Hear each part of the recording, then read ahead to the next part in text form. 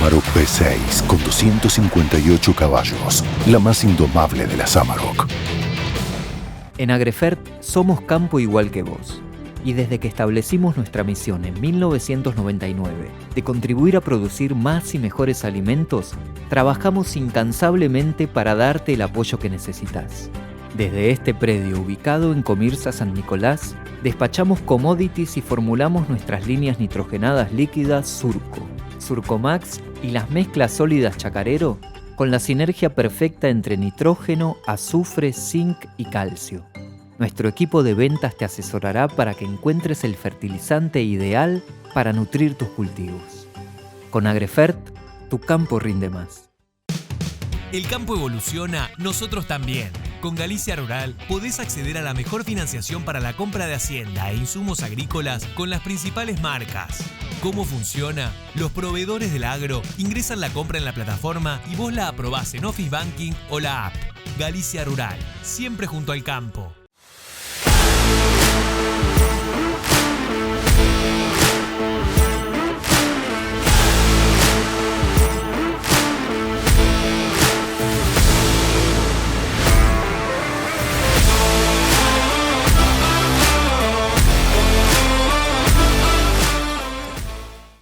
Te contamos con orgullo que Santa Fe, tu provincia, es la segunda provincia que más exporta al mundo y que de los más de 190 países que existen, exporta a más de 135. Y por si no lo sabías, $1 de cada 4 de los que exporta Argentina surge de productos hechos por santafesinos. El gobierno de la provincia lleva adelante un plan estratégico para sostener y potenciar el desarrollo productivo, obras, conectividad, energía, financiamiento, vinculación. Santa Fe, provincia productiva.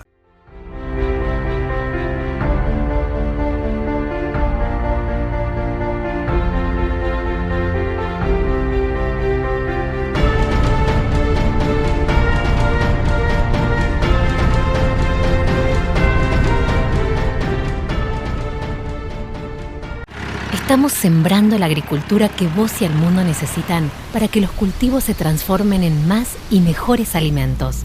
Desarrollamos tecnologías microbiológicas que estimulan el crecimiento y así podemos nutrir al campo y al mundo pensando en hoy y en el mañana. Rizobacter, mejor agricultura.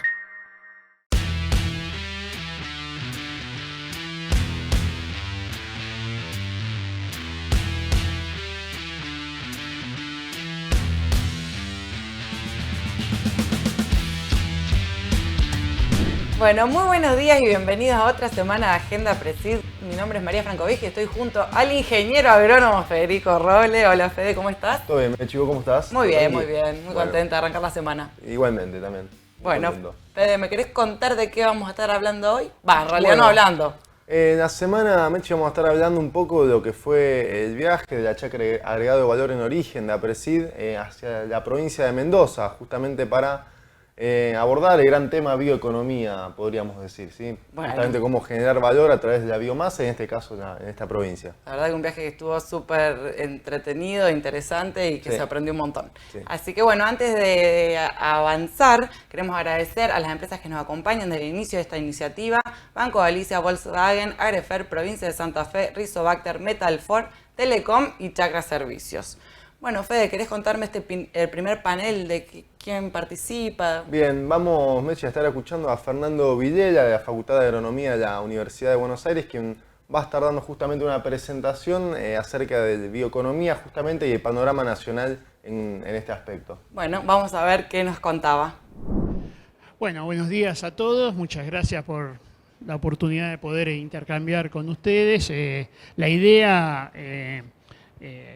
de esta presentación tiene que ver con una presentación general de bioeconomía y algunos focos que tienen que ver con la bioeconomía en la Argentina.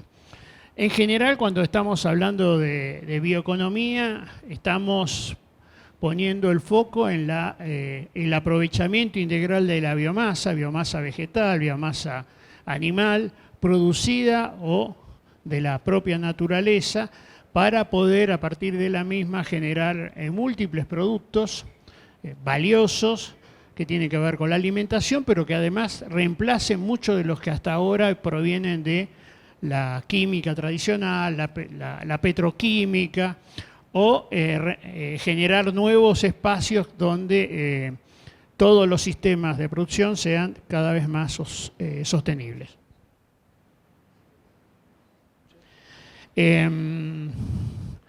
Un punto central tiene que ver que cuando estamos hablando de economía estamos hablando de conocimiento, ¿sí? De incorporar conocimiento a esa biomasa que estábamos conversando, y ese conocimiento hoy está atravesando en este siglo XXI unas dos componentes que son primordiales. Por un lado, este siglo XXI es el siglo de la biología y es el siglo de las ciencias informáticas. Y cuando hay un maridaje entre ambas, ahí, estando en Mendoza hay que hablar así, en otro lado hubiera dicho una combinación, cuando hay un maridaje entre ambas, explota las posibilidades, ¿no es cierto? Ahí este nodo justamente trata de esto, ¿no es cierto? Trata de cómo aprovechar de la mejor manera la base biológica incorporando conocimiento del tipo de las que las TIC son capaces de hacer, ¿cierto? Un ejemplo que me parece relevante es mostrar qué pasó hace 3 años cuando en plena pandemia, en menos de un año hubo desarrolladas múltiples vacunas de múltiples plataformas, cosa que jamás había pasado. Y eso fue justamente un maridaje entre un conocimiento profundo de las biotecnologías mezcladas con las ciencias informáticas que permitieron justamente ese avance y esa velocidad. Y justamente aparece de vuelta un límite distinto del habitual. El límite de la propagación fue un límite de la industria y de la logística. Faltaban frasquitos, faltaban etiquetas, faltaban tapitas, a veces jeringas, ¿no es cierto? Eso. O sistemas de logísticos de frío, etcétera, etcétera, ¿no es cierto? La ciencia, la tecnología fue capaz de hacer muy rápidamente algo que nunca había pasado, nunca en otro momento histórico hubiera podido pasar, y eso fue la suma de la potencia de estas ciencias que decíamos. Dicho esto, cuando uno caracteriza hacia dónde van las cosas, dónde van a estar las mejores formatos de competencia, para ello me gusta mucho esta frase que puse allí de Luis Rapoport, que habla de que en realidad las competencias entre regiones y naciones son competencias entre sus sistemas educativos. O sea, la capacidad que tengan esos sistemas educativos de generar mentes que puedan instalarse en lugares como este para encontrar soluciones es la capacidad de competencia hacia adelante. Si no somos capaces de generar sistemas educativos de calidad, esto no va a ser posible. La otra cuestión que yo le añado a esto, que esto debe estar además acompañado por sistemas científicos tecnológicos que sean capaces de encontrar soluciones. De encontrar soluciones vinculadas a las problemáticas que estemos intentando generar y desarrollar. Esos sistemas científicos tecnológicos, cuando uno los cuantifica, nosotros nos encontramos que estamos en la Argentina con una inversión en ciencia y tecnología muy pobre. Estamos en 0,5, 0,6 hace muchos años. Los países a los que me gustaría parecerme están invirtiendo 5 veces esos valores en ciencia y tecnología. La otra cuestión es que en la Argentina, cuando hablamos de ciencia y tecnología y de inversión, el 75-80% lo hace el Estado. Y por otro lado, mucho de ese poco porcentaje en manos básicamente del Estado va orientado a resolver problemas vinculados al desarrollo. Entonces tenemos 3 problemas ahí: el nivel de inversión, quién la hace, y después podemos discutir por qué pasa esto. Claramente, en un contexto como el macroeconómico de Argentina es muy difícil distintas cosas, ¿no es cierto? Y tercera es hacia dónde están los focos que se establecen. Dicho esto, si nosotros estamos hablando de productos y servicios con una visión de futuro, nada que no esté orientado a entender o a estar vinculado a los ODS, de los Objetivos del Desarrollo Sostenible de Naciones Unidas, o fuera de lo que pueden ser los acuerdos de París. O sea, tener una visión de que el ambiente y la sociedad juegan un rol relevante, va a tener mercados relevantes o va a tener financiamiento. ¿Sí? Hoy no vamos a conseguir financiamiento para proyectos relativamente complejos que no estén acompañados con un estudio de impacto ambiental, de qué va a ocurrir con ese proyecto en estos términos que estoy mencionando.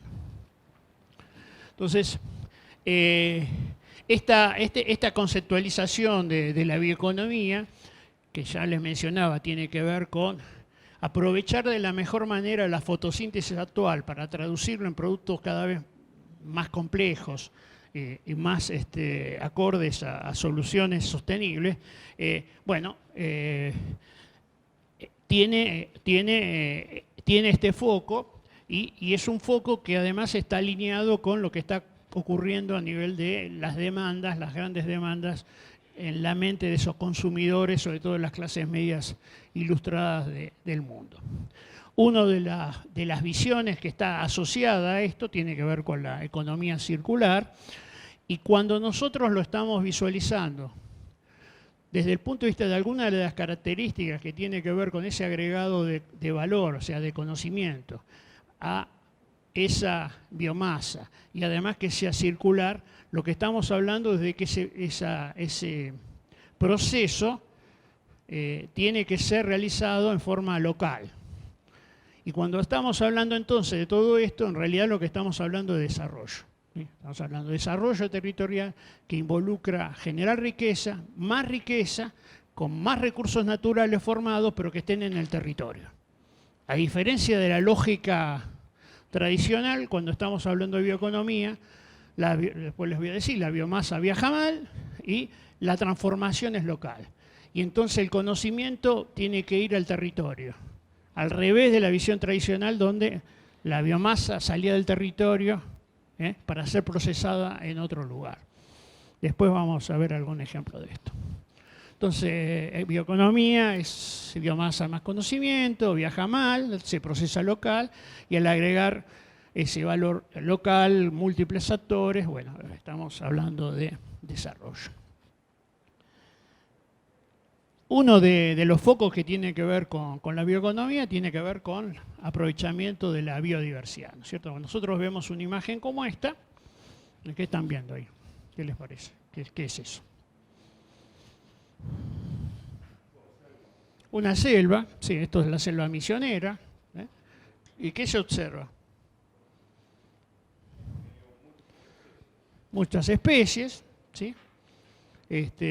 Hay especies que no vemos, pero que están, seguramente, ¿no es cierto? ¿Qué clase de especies se imagina que hay ahí, que no estamos viendo? ¿Habrá insectos?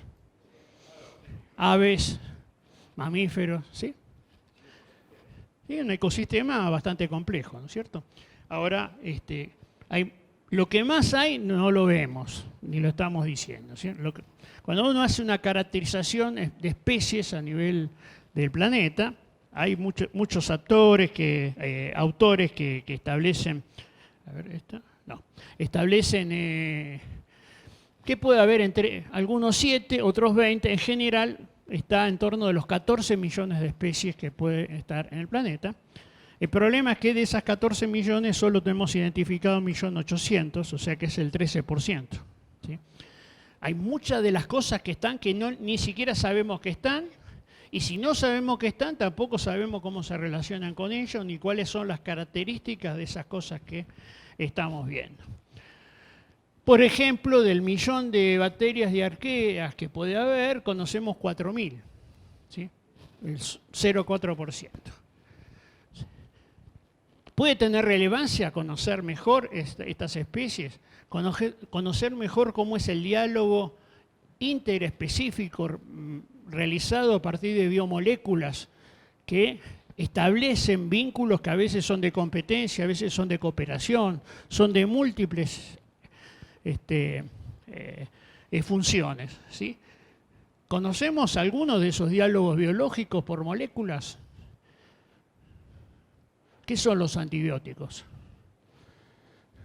Los antibióticos son una molécula que genera un organismo para defenderse de otro, ¿sí? Un hongo para defenderse de una bacteria. Aprendimos que eso ocurre y lo estamos usando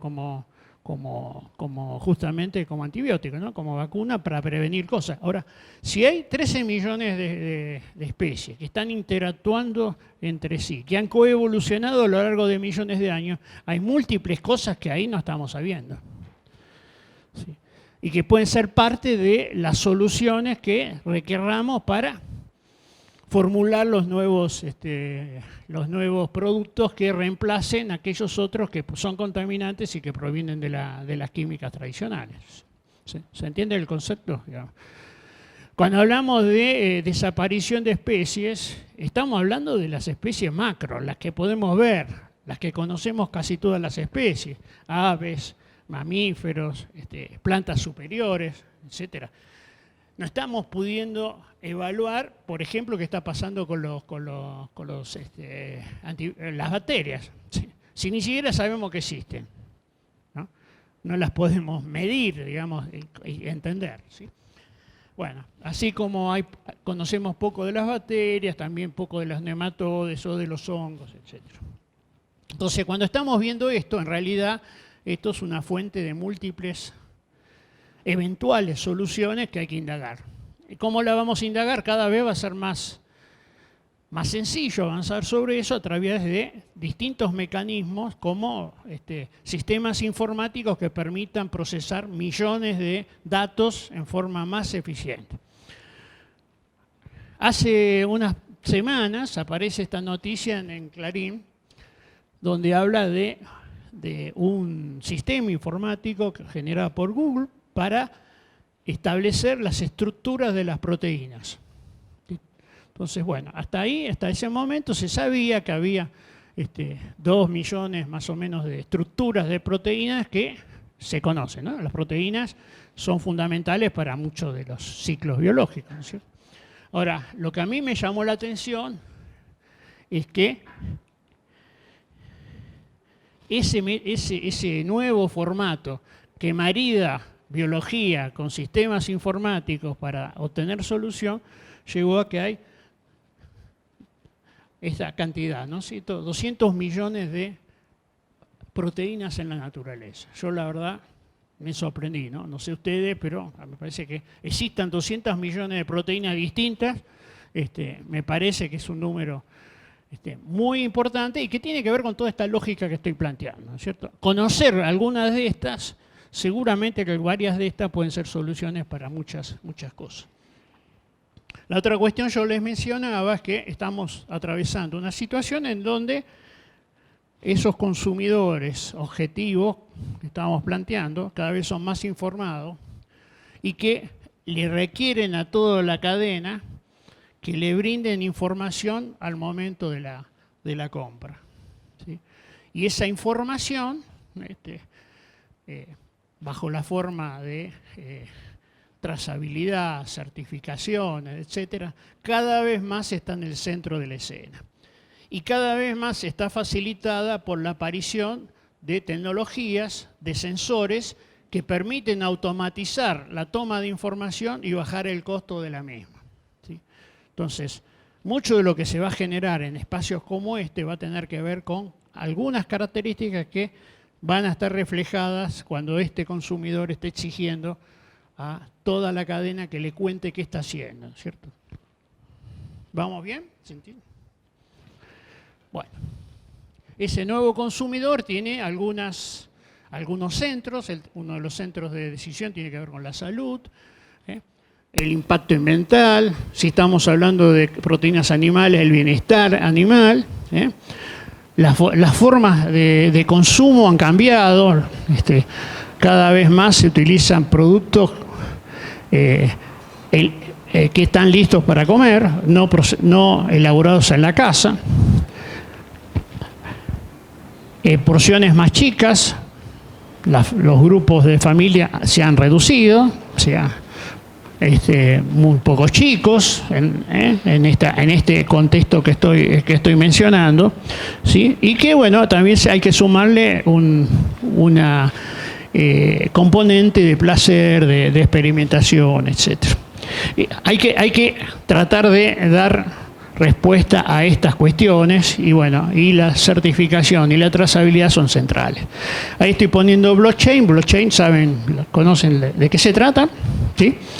Bueno, ese sistema de toma de información, de incorporación de tecnología en bloques que una vez cargados no pueden ser modificados, si está conectado con estos sensores que yo mencionaba antes, rápidamente uno puede generar múltiple información y esa información inviolable formar parte de esa trazabilidad o esa certificación que mencionaba a costos bajos, cada vez más bajos. Y con certezas para el consumidor de que no están siendo violadas la información. Cuando hablamos de bioeconomía estamos hablando de varias cosas y a distinta escala, ¿no es cierto?, que pueden tener que ver con la intensificación agropecuaria, las aplicaciones biotecnológicas, servicios ecosistémicos, todo lo que tiene que ver con las biorefinerías y los bioproductos, mejoras en la cadena de valor, el aprovechamiento sustentable de la biodiversidad que recién les marcaba. Para todos estos hay una cantidad de respuestas que Argentina ha elaborado y que está poniendo en marcha. Yo voy a mostrar algunos ejemplos. Desde el punto de vista de la producción, si nosotros vemos qué pasó en América Latina en este siglo, desde el aumento en la producción de granos fue de 177 a 430 millones de toneladas, ¿cierto? Esto es una biomasa enorme que ha crecido y ese crecimiento es desuniforme. No todos los países han contribuido de la misma manera. Visto desde la Argentina, cuando comienza la incorporación de la tecnología, de la biotecnología hacia los 90, con la aparición de los OGM, etcétera, hay un salto enorme. Ese salto enorme está estabilizado hace algunos años. Estamos parados, que no es lo que pasa con algunos de los vecinos, ¿cierto? Ahí hay algunas cuestiones que tienen que ver con cuestiones de la macro, etcétera, etcétera, la peculiaridad de los derechos de exportación, tenemos algunos problemas. Lo que sí es cierto que cambió a favor es el porcentaje de gramíneas respecto de las oleaginosas. Las rotaciones son más equilibradas, ¿cierto? Acá está presentada las superficies y ven que el porcentaje de cereales es más alto. Ahí hay cosas para hacer. Este sector es un sector fundamental para la Argentina, no solamente porque representó el año pasado, va a ser más complejo con el tema de la sequía, el 70% de las exportaciones, sino que además es, junto con algún sector que a veces es a favor o en contra, el único sector que genera divisas netas. O sea, para exportar necesita importar poco. Todos los demás sectores de la economía de la Argentina importan más que lo que exportan, ¿sí? Y esto es un tema que está presente muchas veces en las políticas públicas cerradas que tensionan mucho sobre para poder financiar a todos estos otros, ¿no? Ahí hay un tema de las macropolíticas que hay que resolver, es incorporar otros sectores que generen divisas, y lo tenemos, como puede ser el tema de la energía, el tema de la minería, los temas del turismo. Acá Mendoza eso nos puede enseñar mucho del impacto que ha tenido el turismo local brasileño en la economía a partir de una cadena agro como es la del vino. Pero cuando ayer fuimos a visitar Shandong, uno va ahí y había productos de cuero para regalar con la marca Shandong, ¿no? Por ejemplo, ¿no? La otra cuestión importante es que en producción de biomasa nuestros países son relevantes, ¿sí? El 3.55% de la población del mundo, que es Brasil, Argentina, Paraguay y Uruguay, es genera el 39% de todo el maíz que se exporta en el mundo, 2/3 partes de la soja. O sea, todo el sistema alimentario de proteínas del global depende básicamente del aporte proteico que generan nuestros países. Sin embargo, entiendo que en las políticas públicas o en la geopolítica, en las discusiones de nuestros países, no está tan claro la potencia que tiene esto en términos de la relevancia para esa seguridad alimentaria que estamos viendo. Si le agregamos un solo país más, que son los Estados Unidos, ese 8% representa el 75% de todo el maíz que se exporta en el mundo, el 83% de la soja, para estos dos principales productos para generar alimentos balanceados, ¿sí? Es el caso de Argentina. Argentina es un exportador de alimentos para animales. Nuestros dos principales rubros son harina de soja, grano de maíz. Ningún humano consume esa harina de soja directa o ese grano de maíz. Si nosotros fuésemos capaces de transformar esa visión de exportar alimentos para animales, de exportar alimentos para humanos de forma directa, ahí habría una situación, un salto de valor, de agregado de valor relevante. Pero no solamente estos países son importantes en términos de los productos para alimentos balanceados, sino que también con los que agregan valores. El 31% de la carne vacuna, el 26% del cerdo y el 54% del pollo. Digamos, la OPEC de los alimentos es un grupo muy chico, digamos, que si coordinaran estrategias y políticas probablemente iría mejor. Ahora, encima, en el caso de la Argentina, nosotros, a diferencia de los otros dos grandes jugadores, exportamos casi todo nuestro maíz como grano. El 70% del maíz sale como grano. En los Estados Unidos es el 31%, en Brasil el 31% y en Estados Unidos el 17%. ¿Qué hacen con el resto? Bueno, Brasil es el principal exportador de carne de pollo, de carne de cerdo, de carne ovina. Elaboran bioenergías, bioproductos, etcétera, ¿cierto? Eso nos está faltando. ¿Qué nos falta? Nos falta una estructura de inversión para transformar ese maíz y ahí volvemos a la macroeconomía, nuevamente, ¿no? Que inversiones de largo plazo, enterrar capital, eso en nuestro país pareciera que está más complejo que en otros lugares.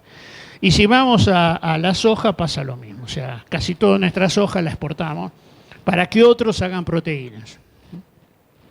Pero no solo proteínas, o sea, pueden hacerse múltiples otros productos, después les voy a mostrar. Yo les comentaba el tema de la economía circular como centro, como uno de los centros de la bioeconomía. Les voy a contar un caso, es el caso de Las Chilcas. ¿Lo conocen, Las Chilcas? Las Chilcas es un establecimiento al norte de Córdoba, familiar, productor de maíz. Desde ahí hasta Rosario, casi cada 3 camiones de esos granos que salen del 70% que les decía, uno se los llevan los camioneros, ¿sí? Ahora, ellos incorporaron una tecnología nacional, que es una mini destilería generada por la empresa Porta, empresa cordobesa Porta, que les permite a la fracción de hidrato de carbono del maíz transformarla en etanol, ¿sí?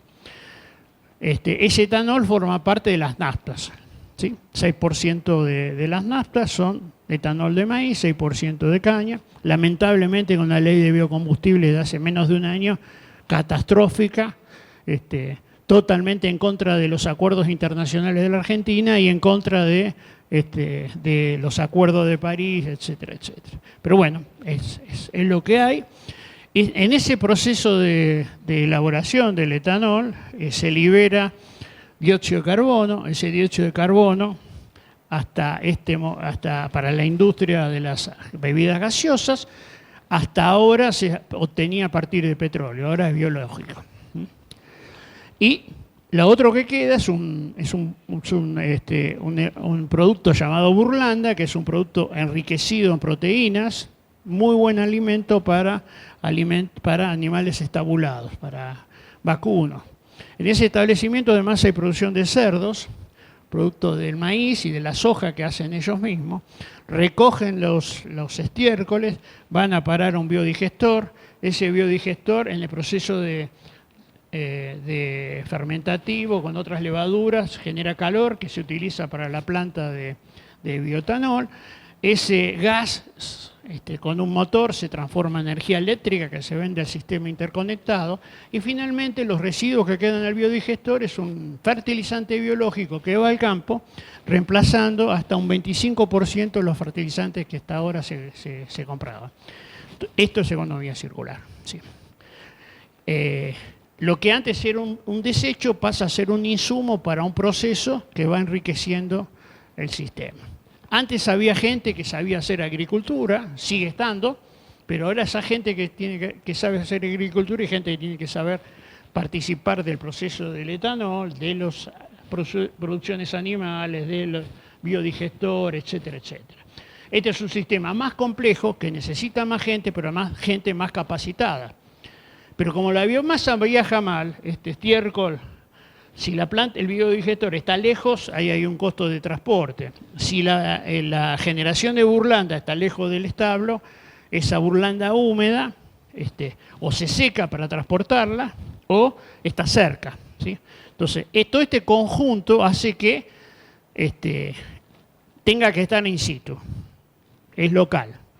Donde antes había, como dije antes, expertos nada más en un punto, ahora tiene que haber otros. Entonces, cuando hablamos de bioeconomía, estamos hablando, con este foco, estamos hablando de desarrollo territorial y incorporación de múltiples valores. Antes vendíamos maíz, ahora vendemos etanol, dióxido de carbono, carne vacuna, carne de cerdo, energía y reemplazamos los fertilizantes que comprábamos, algunos de los cuales provienen de la industria del petróleo, como la urea, que tienen impacto ambiental, ¿sí? Estamos bajando el impacto ambiental. ¿Está claro?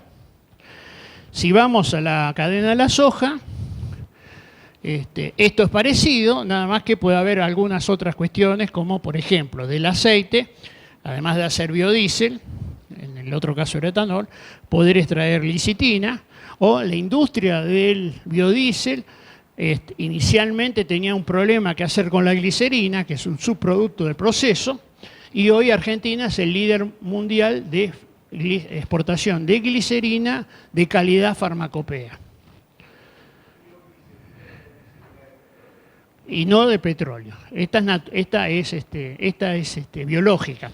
Cuando nosotros nos poníamos alcohol en gel durante todo este tiempo, el gel era la glicerina y el alcohol era el etanol.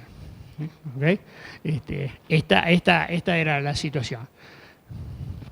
Esto quiere decir que de distintos productos uno puede sacar otras componentes. Digamos, hacia adelante, la cuestión estratégica es, bueno, ¿por qué no hacer bioplásticos? ¿Sí? Lo mismo desde la biomasa del maíz. Si en vez de exportar el 70%, ¿por qué no transformarlo en productos más complejos? Donde cuando yo decía antes que los sistemas científicos tecnológicos tendrían que ser puestos al servicio del desarrollo, no me queda ninguna duda que hoy Argentina debería tener una línea de investigación con mucho dinero invertido en qué hacer con la biomasa del maíz, de la soja, por ejemplo, para transformarlo en productos más complejos como pueden ser los bioplásticos, etc. Hoy, porque si nosotros, la producción de maíz es tan grande que nosotros hoy podríamos abastecer el 100% de los autos nasteros de la Argentina con etanol, 100, y además duplicar la actual producción de proteínas animales. Para eso alcanza ese 70% que exportamos. ¿Sí? Es gigantesco, ¿no es cierto? Ahora, si nosotros solamente agregamos valor duplicando lo que hoy estamos usando para etanol, que es 1.5 millones de toneladas, nos vamos a 3. Argentina en año normal, ¿no? Estaba produciendo 50, no mueve la aguja. Si multiplicamos por 3 en etanol, que hay que hacerlo, no digo que no, 4,5, seguimos lejos. En pollo estamos haciendo 2 millones de toneladas de pollo. Digamos, cada kilo de pollo tiene, sí, un kilo de maíz, 2 millones más.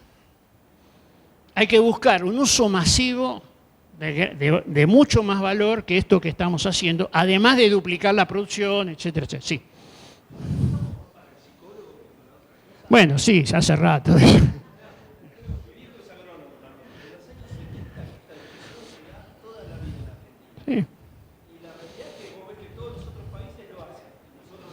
Es un problema nuestro. Sí, sí. Sí, sí. Sí, sí, habría que poner un psicólogo ¿viste? Donde está el cuarto oscuro, antes de entrar al cuarto oscuro, ¿viste? Y hacer ahí un tratamiento a ver si cambia. Mirá, hay datos claros, ¿no es cierto? Para graficar, yo te digo, cada uruguayo, que tiene un perfil bastante parecido al nuestro, exporta el doble que cada argentino. Cada chileno exporta acá al lado, exporta 3 veces que cada argentino. Mientras no y las crisis de la Argentina, que son falta de dólares. ¿Sí? O sea, hoy ya no saben de qué sacar, dónde sacar, rascar la lata, porque ya los jubilados ya están sacándole los dólares que había, etcétera. Bueno, claro, ¿no es cierto? El primer producto de exportación de Uruguay es la carne, ¿no? Es muy fuerte. Hace 10 años que Uruguay tiene trazabilidad individual. Le pusieron un chip a todos los animales. ¿Sí? Acá nosotros nos animamos. La última resolución del SENASA, antes de que Macri deje el poder, fue la reglamentación de todo el proceso de trazabilidad electrónica. La única diferencia con Uruguay es que acá se puso que es voluntaria. En Uruguay es obligatoria. Y algunos de los popes de ese momento político, que es distinto del actual, para mi manera de ver, parte del problema, decían, no, pobre los pequeños productores, mirá si van a poder gastar $1 si tienen 100 animales, ¿no? $1 sale el chip, ¿sí? Bueno, ¿cómo lo hizo Uruguay? ¿Sabe quién lo hizo en Uruguay? El ministro de Ganadería de ese momento, que se llamaba Mujica. No es tema ideológico. No es un tema ideológico. ¿Mujica qué hizo? Obligatorio. Te la da el Estado el chip. En Argentina vos matás por año 13 millones de animales. Por 13 millones de dólares tendrías trazado todo el sistema ganadero de Argentina. ¿El costo-beneficio cómo es? Bueno, los líderes de la mesa de la carne, que yo de ese momento, fueron los que estuvieron en contra de que sea obligatoria, ¿no? Entonces, los problemas no solo son de la dirigencia política, ¿no? Sí. Sí. Sí. Sí. Sí. No, mirá, la escala te digo, a veces puede pasar, pero bueno, vos le das al conjunto, tiene más estabilidad porque tenés múltiples productos, siempre que vos no dependas de un solo, no sé, entonces eso puede pasar, pero la integridad funciona. Pero eso yo mostré es familiar, pero vos vas a Río 4, a Bio 4, y es un modelo de productores como ustedes que se juntaron y hicieron un Bio 4, o vas a Villa María y tenés acá Bio, y acá Bio es de cooperativas, es una cooperativa de cooperativas que hace lo mismo que estoy mostrando acá. Simplemente mostré que esa es una escala familiar grande que se pudo hacer, digamos, ¿no? Hay un diseño nacional que es esa mini destilería que no es lo habitual en el mundo. En general las del mundo son más parecidas a acá Bio o a Bio 4, que son más grandes, de otra escala más grande, ¿no es cierto? Pero puede haber. Ahora, fíjense... Acá Bio es el único que está exportando etanol a la Unión Europea porque es el único que cumple con los requisitos de que al menos se ahorren el 74% de las emisiones contra las naftas. El único país que logra eso es Argentina. Brasil o Estados Unidos no lo logra porque la huella ambiental es más alta. ¿Por qué? Porque el grano no está producido en siembra directa en los otros lugares. Después les voy a mostrar qué significa esto. Uy, ¿se pasó? Yo no las quería pasar, pero bueno, se pasaron. Bueno, en Argentina hay cosas de aprovechamiento de biodiversidad, como usar la jarilla para un producto que supuestamente detiene la caída del cabello y que se está comercializando en el mundo a partir de esto. Es una patente de gente argentina. Hay otras cuestiones como tiene que ver con el uso de la biotecnología, usar el gen del maíz, un gen del maíz para lograr resistencia a sequía en trigo y en soja.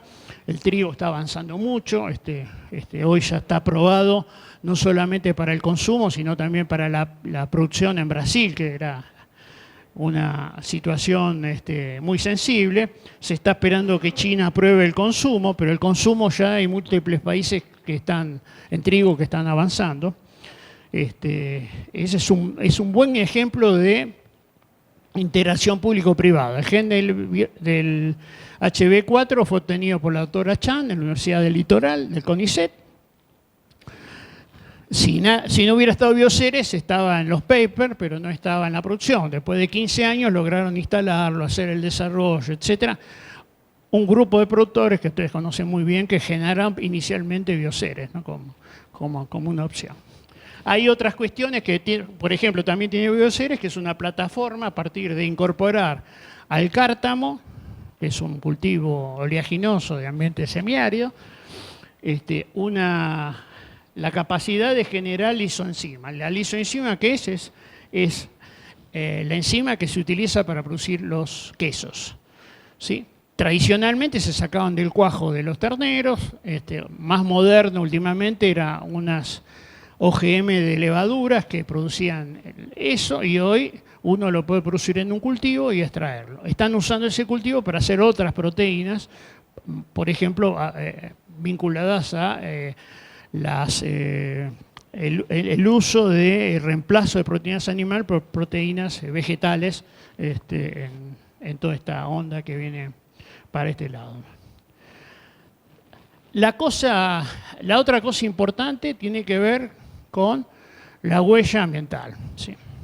Cuando nosotros se empieza a indagar y distintos investigadores empiezan a medir, o instituciones, como el caso de Argentrigo, el INTA y el INTI encuentran que el trigo en argentino tiene un 60% menos de huella ambiental que un trigo europeo, un 27% menor que un trigo australiano, y entonces si la materia prima tiene menos huella ambiental, lo que se elabora a partir de ella es lo mismo, ¿cierto? Este es el arte, lo que está pasando con el etanol que mencionaba antes de Acabío, ¿no es cierto? Que está justamente, puede cumplir porque el paso anterior es así. Ahora, si vemos la huella de agua, hay menos datos, pero algunos que están indicando que en este estudio de gente de la facultad en Pergamino han mostrado que la huella hídrica, tal como era esperable, es menor que en otros lugares. En siembra directa, la presencia de la materia orgánica en superficie hace que la parte de evaporación desde el suelo disminuya mucho, entonces todo el agua circula por la planta, ¿no? Entonces tenemos realmente, muchos datos indican que el sistema más eficiente en cantidad de producción por milímetros de agua. ¿Sí? Pero si vamos a agregar valor en caso del pollo, ahí aparece una cosa que a mí por lo menos me llamó mucho la atención, que el pollo argentino tiene 1/3 de huella ambiental que un pollo producido en el Reino Unido, pero inclusive un 70% menor que un pollo en Brasil, que es el principal exportador mundial, porque vos lo hacés con maíz y soja de baja huella. Entonces, estamos exportando un producto que tiene unas características ambientales importantes. Supongamos que seguimos exportando grano, ¿sí? Que no le estamos referenciando con esa baja huella. O sea, nosotros tenemos condiciones para establecer una estrategia de marca país de alimentos que estén asociados a baja huella, bajo impacto ambiental. Es más fácil armar ese sistema de certificación y trazabilidad que no tenemos que cambiar el sistema de producción, que otros tienen que hacer para esto, ¿no? Entonces, discúlpame, contra más exigencia tenga Europa o el mundo desarrollado en términos ambientales, para la Argentina es mejor. No hay que discutir eso. Lo que hay que hacer es medir y mostrar lo que ya hacemos.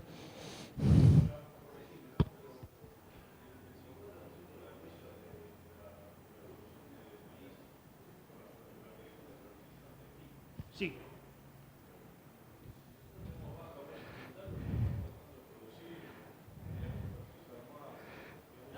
No es solo eso, digamos, porque esa parte que vos decís es así, y eso es común a cualquier sistema productivo, ¿cierto?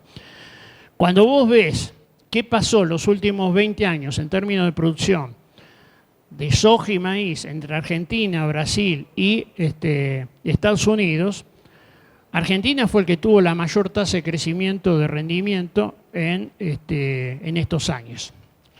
Y siempre sostuvo una diferencia grande respecto de Brasil y se va acercando en la brecha a los Estados Unidos. Esto estaría un poco en contra con lo que estás diciendo, ¿sí? La otra cosa, cuando vos miras soja nosotros nos quedamos planchados, ¿sí? Hoy Brasil tiene 500 kilos más, arrancamos igual hace 20 años y tiene 500 kilos más por hectárea, ¿sí? 500 kilos por las 18 millones, 16 millones de hectáreas. Por lo que vale la soja hoy, son centenares de cerca de 1.000 millones de dólares. O sea, esos 1.000 millones de dólares los perdiste. ¿Por qué? Porque no tenés una ley de semillas. Porque los mejores materiales de la empresa más grande del mundo semillera, que es Don Mario, que es Argentina, no los pone acá porque acá se las afana, muchachos. Entonces, bueno, esto es lo que digo, pero es una cuenta estúpida. Obvio. No son los dirigentes políticos solamente el problema de la Argentina. Acá se discute desde las organizaciones del agro la ley de semillas. Muchachos, ese sí hay que mandarlo al psicólogo. No hizo las cuentas, hay que mandarlo al jardín de infantes a hacer 4 más 4, porque estás perdiendo 1.000 millones de dólares cuando el costo por hectárea es menor que cualquier otro insumo que estés poniendo si pagaras la regalía. En el mismo sistema, el maíz que no puedes escaparte, tenés que comprar semillas todos los años, te da un resultado buenísimo. En la soja vas para atrás.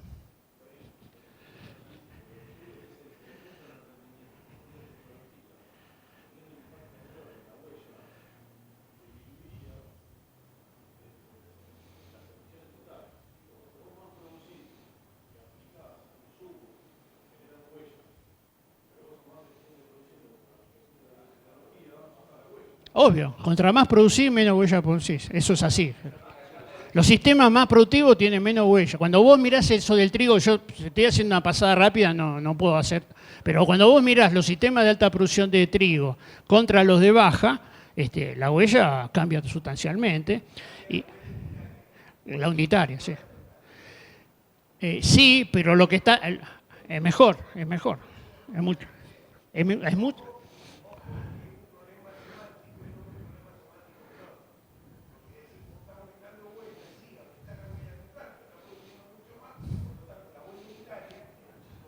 Que es la que tenés que medir.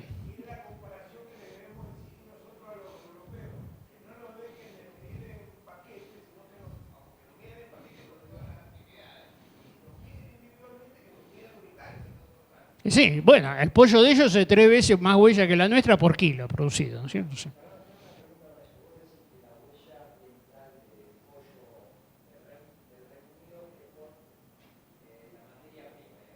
No solo la materia prima, tienen que calefaccionar, tienen que los viajes.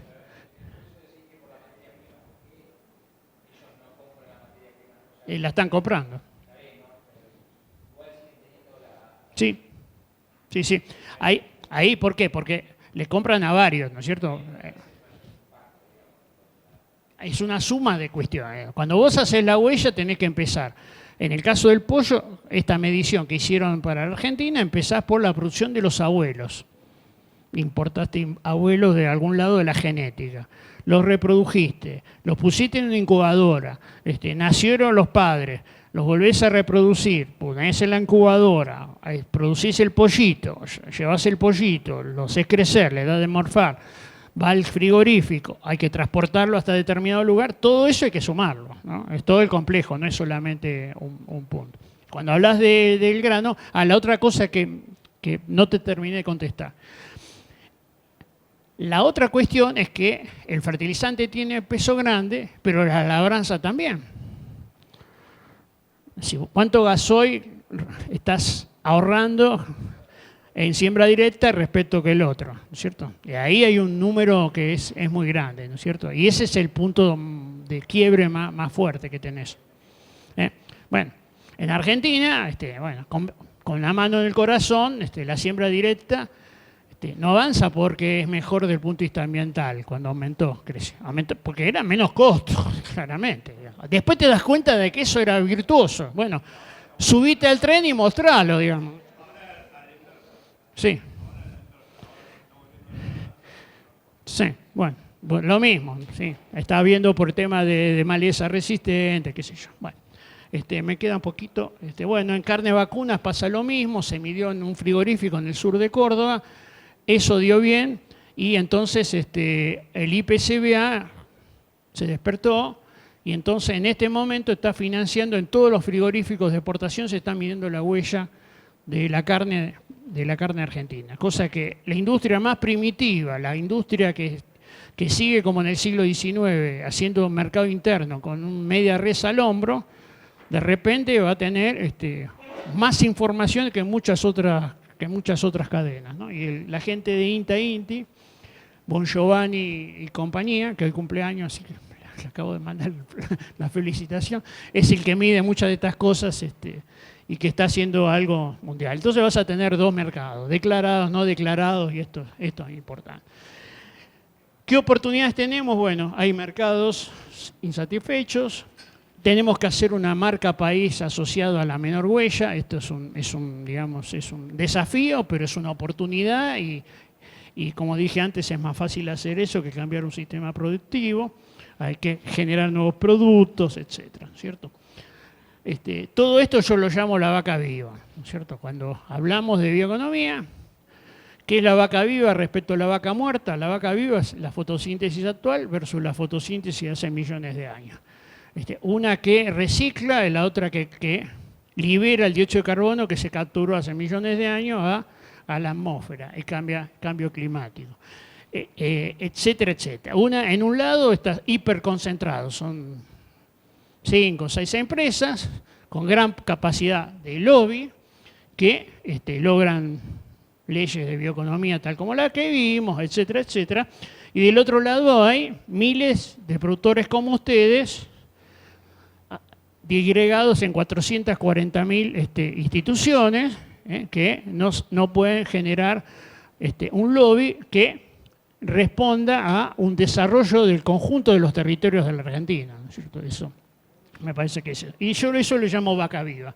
Y lo que digo, que todas las ventajas que se le dan a las inversiones de vaca muerta, no veo ninguna razón que no se le dé a vaca viva. Sobre todo cuando estamos hablando de plus de crecimiento. Digamos. Si no hay crecimiento, el Estado no captura nada, pero si hay crecimiento, aunque no capture inmediatamente en impuestos, en algún momento lo va a hacer, pero además va a generar oportunidad de trabajo, de desarrollo, etc. Si le importa eso, por ahí no le importa. Algunos quizás, algunos feudos conviene que la cosa no aparezca gente con más capacidades, qué sé yo, que al final los reemplace en la gestión política, ¿no es cierto? Lo que es cierto es que este tipo de cuestiones necesita políticas de largo plazo para generar las inversiones, para generar esos sistemas científicos, tecnológicos, etcétera, y de alguna manera va a haber que generar algún tipo de consenso que lo asegure. No es fácil, pero bueno, es así. Eso para lograr las inversiones, promover productos de más gama. Bueno, creo que las distintas cosas las vine diciendo, ¿no es cierto? Promover esa marca país, etcétera, ¿no?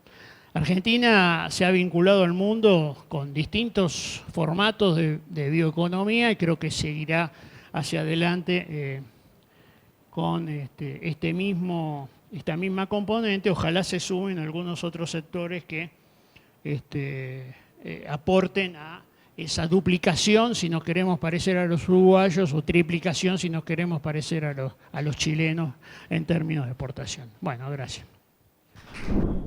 Bueno, la verdad que es súper interesante siempre los aportes de Fernando. Sí, un amigo de la casa. Sí, participó varias veces, la verdad que es increíble siempre lo que tiene para comentar. Así que bueno, Fede, ¿nos despedimos? Dale, Mechi, nos despedimos. Esto ha sido todo por hoy, así que bueno, antes de cerrar agradecemos de vuelta a la Vuelta de Comercio de Rosario.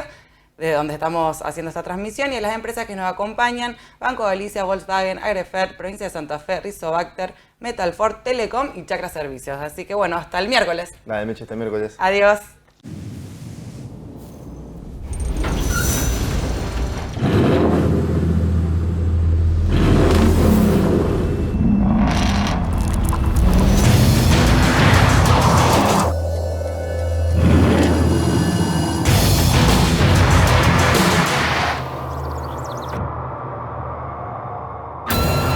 Amarok V6 con 258 caballos, la más indomable de las Amarok. En Agrefert somos campo igual que vos. Y desde que establecimos nuestra misión en 1999 de contribuir a producir más y mejores alimentos, trabajamos incansablemente para darte el apoyo que necesitas. Desde este predio ubicado en Comirsa San Nicolás, despachamos commodities y formulamos nuestras líneas nitrogenadas líquidas Surco, Surcomax y las mezclas sólidas Chacarero con la sinergia perfecta entre nitrógeno, azufre, zinc y calcio. Nuestro equipo de ventas te asesorará para que encuentres el fertilizante ideal para nutrir tus cultivos. Con Agrefert, tu campo rinde más. El campo evoluciona, nosotros también. Con Galicia Rural podés acceder a la mejor financiación para la compra de hacienda e insumos agrícolas con las principales marcas. ¿Cómo funciona? Los proveedores del agro ingresan la compra en la plataforma y vos la aprobás en Office Banking o la app. Galicia Rural, siempre junto al campo.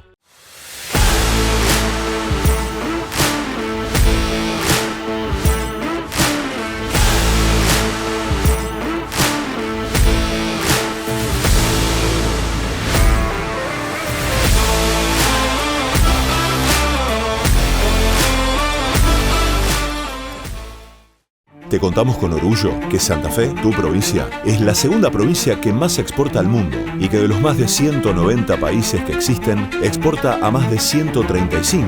Y por si no lo sabías, $1 de cada 4 de los que exporta Argentina surge de productos hechos por santafesinos. El gobierno de la provincia lleva adelante un plan estratégico para sostener y potenciar el desarrollo productivo, obras, conectividad, energía, financiamiento, vinculación. Santa Fe, provincia productiva.